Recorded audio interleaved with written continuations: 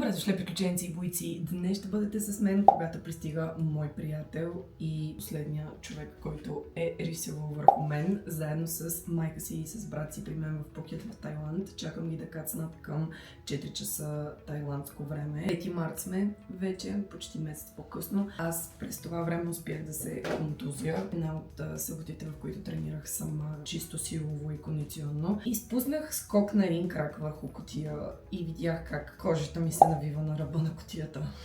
И сега тази рана зараства изключително бавно, защото в Тайланд е влажно. Тренирам по 2 пъти на ден, постоянно се сменя превръзката. Някой се намира да ме удари в нея. Вчера, например, ми вкараха лакът в раната по време на клинч. И поради тази причина супер бавно заздравява и аз не мога да се бия, защото е на левия ми крак. Аз се ритам главно с ляв крак и блокирам главно с ляв крак. Затова обърнах и гарда напълно и вече от 2 седмици някъде правя всичко в нормален гард. И нещата са малко... Сега се радвам изключително много на този момент всъщност, защото ще ми донесат българска храна, баница, кисело мляко. В 11 часа вечерта се опитваш да си тръгнеш с най-важните неща, които могат да дадат от България. Софийска баница, храна, козметични продукти, много храна, морени и продължаваме с кисело мляко. Гледай, 1 килограм кисело мляко. Това е, може би, най-важната покупка. О, боже мой, гущер ми изкочи от багажника! Луканки, лютеници. Обожавам нашата храна. Много ми е мъчно, че повечето продукти, за да си се твориш такава тук в Тайланд, са изключително скъпи. Малко изпуснах мишката. Те дойдоха вчера, обаче беше супер натоварено, защото трябваше да ходя до тях, после да ходим пеша до някъде да хапнем. Раната ми се беше възпалила на крака. Първа се разправях с нея и сега сме вече на следващия ден. Тренирахме сутринта и сега отиваме да хапнем нещо.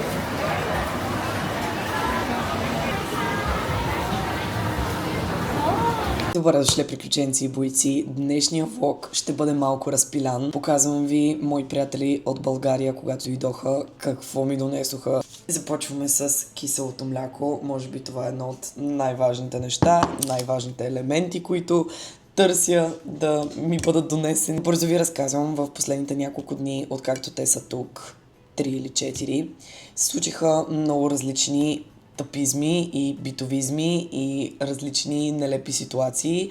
Много от кадрите, които съм заснела, са накъсани, нямат сюжетна линия в тях. Тук ще ви покажа кадри от Нака, което е ежеседмичен огромен пазар в Пхукет, който е като Битака, но с нови неща. Като да имаме предвид, че повечето са от Китай и не са с особено добро качество.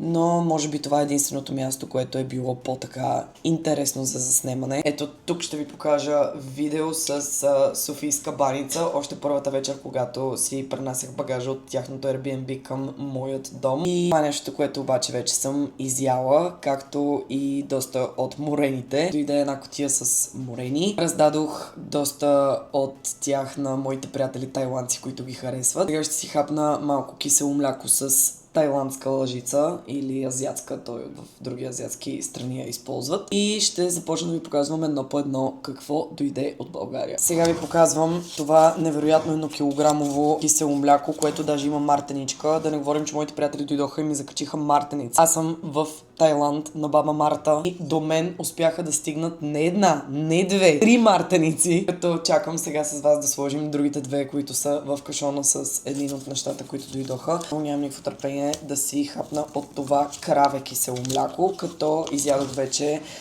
единия буркан с овчето, с баницата. Още. Сега да видим това мляко дали ще бъде вкусно, тъй като точно тази марка не съм я консумирала. Малко е било разбъркано, докато е пътувало. Вкусно е. Една идея по-кисело е, отколкото очаквах. Бих го яла с нещо въглехидратно. И тук Топс е единственият супермаркет, който имат като пекарна, която е що годе вкусна и предлага някакви по-западни неща. Започваме с нещата от думът ми. Сешуар с дифузър. Аз, която на 25 години осъзнах, че съм с къдрава коса и цял живот съм я третирала неправилно. Гримът ми. На рождение ми не на 23 януари, даже не можах да се гримирам, защото гримът ми дойде сега. Мед. Един буркан мед от на Десислава Коеджикова от меда от Лясковец и един мед от на Венци, майка му. Венци е моят приятел и татуист, който дойде сега с майка му и брат му. Тя ми е донесла и този мед. Продължаваме с кремът за коса на Лола, който използвам по препоръка на моята прекрасна приятелка Вероничка, която за Коледа ми подари цяла бутилка. Аз си бях купила вече една. Нямам никаква представа защо гласът ми звучи така.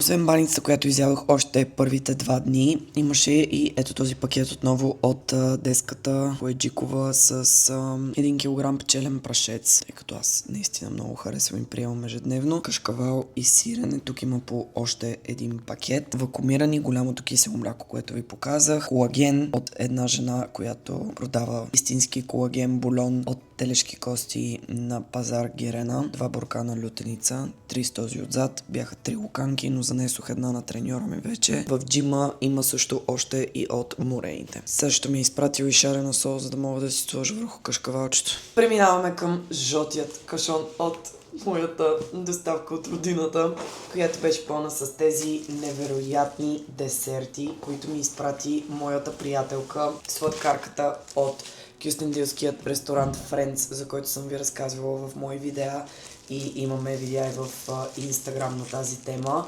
Опаковани са грижовно и представляват португалски десерт от остров Мадейра, който издържа до 1 година без хладилник и е главно от подправки, плодове, сушени, ядки и прилича горе-долу на кекс. Мога да ви го покажа. Пратила ми е цели 8 такива пакетчета. Спомена, че процесът е трудоемък и е дълъг, май 3 дни.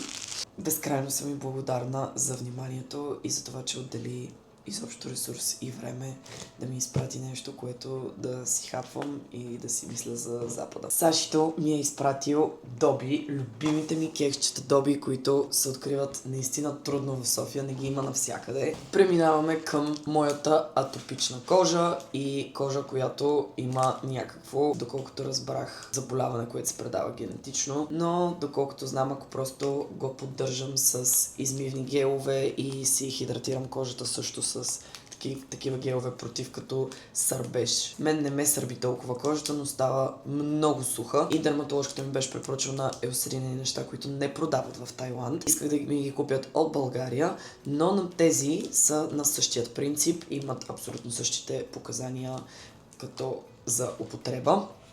И реших просто, понеже бяха на промоция, да помоля да ми купят тях. И сега ще ги изпробвам. Предполагам, че ще са също толкова добри. Помолих Бояна да ми купи витамин С от България 500 мг. Сигурно ще изпусна нещо, защото днес е 9, те пристигнаха на 5 вечерта. И преминаваме към тази кутия, която когато дойде и я отворих, най-отгоре баба ми беше изпратила по Александър ето такова пликче с малко парички и с мартеничка. с мартеничка номер 2.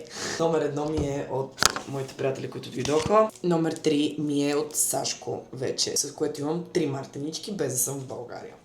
Картата ми за Revolut, защото ми се наложи да си променя адреса от Англия, който си беше в Англия от 2019 година. Трябваше да я променя с български адрес, което трябваше да получа нова карта. И добре, че Александър има пълномощно да ми взима пратките от почтата. Имам някои позитиви от теглянето тук на пари от тази карта, която е безплатната. Това е от Саши, който му бях споменала, че имам нужда от кълъв за камерата, с която снимам. И той е запомнил и ми е взел черен такъв кълъв за камерата. NL Beauty имаха рожден ден и истината е, че въпреки силното ми непредпочитание към Николета Лозанова, смятам, че тази марка за грим наистина много устойчива. Използвала съм им нещата за вежди, нещата за устни.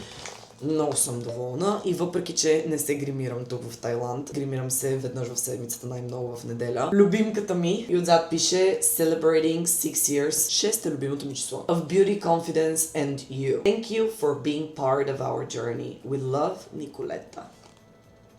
Окей. Не може да ни признаем на тази женичка, че доста операции, доста труд, доста други неща, които може и да не знаем, но успя. И сега е наистина едно от най-големите лица. Първото нещо, което съм си взела е Fake That Filler. Това е някакъв оголемяващ гланц за устни. Аз харесвам такива, защото имам асиметрия в горната устна и сега ще го пробваме заедно. И второто нещо е молив за вежди, защото техният молив за вежди, който имам, започва да привършва и той ми се беше паднал от една беле бокс кутия, но не беше точно моят цвят, беше една идея по-тъмен.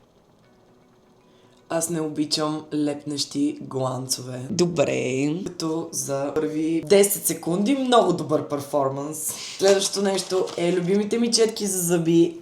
Тук ги продават единствено в Банкок, съм ги виждала на една подвижна количка в мола. Там си купих такива последния път, което беше преди сигурно година. За коса си взех, не че ги няма и тук в Тайланд, но взех един комплект от шампуан и балсам на Damins. Аз ще използвам за втори път маската им за къдрава коса. Хареса ми много, затова този път си взех и шампуана и ще ги пробвам заедно, когато свърша тези на Лола, които имам. Тези чорапи ми ги е пратил Александър и наистина аз съм патето с този нож. Наистина това съм аз. Толкова съм агресив понякога. Има inside joke в цялото нещо. И аз съм много щастлива, защото и много обичам бели чорапи с някакъв елемент. Слънцезащита за коса, защото тук наистина са бедни на това нещо, като асортимент. Даже в Банкок съм търсила и не се намират лесно хубави слънцезащити. Това е една хубава слънцезащита от България. И много яка значка ми е изпратил Александър също. I require snacks.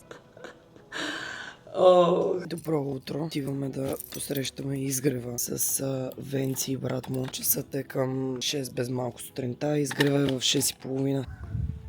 Пристигнах.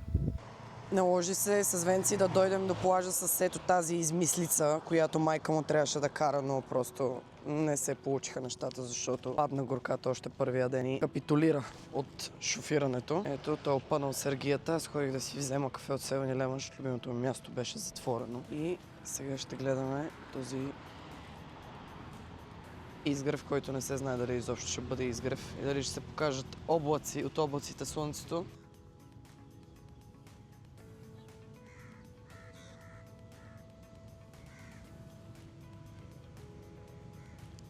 И си говорихме за това, че тайландците не разделят закуската, обяда и вечеря. Нормално е да ти се яде къри сутрин за закуска или пържено рис и неща, които ядем ние, европейците, на обяд или вечер. Тук е окей да ги ядеш и сутрин. Да се чудим какво да закусваме и ние, дали да не бъдем тайландци тази сутрин. Красив залез. Залез. Това показва колко ми се спи.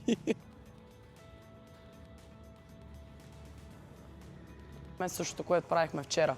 При сигнал, изчакайте ми да ви дам сигнал. Единия прави 1-2. Сайдкик, мидъл кик, не лоу кик. Тоест, бум за ребрата.